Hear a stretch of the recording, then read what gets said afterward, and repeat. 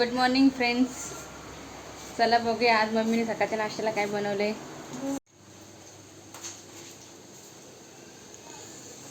इडली बनवल्या मम्मीने, त्यासोबत चटणी. तर चला आपण खाऊयात इडली चटणी. तर मी 4 इडली घेणार. तर चटणी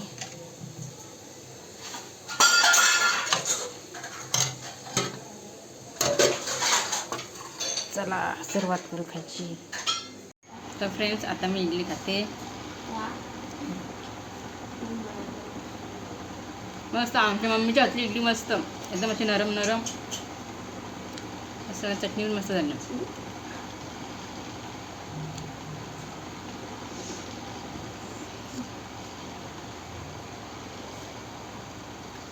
तर मी आता नाश्ता करून घेते.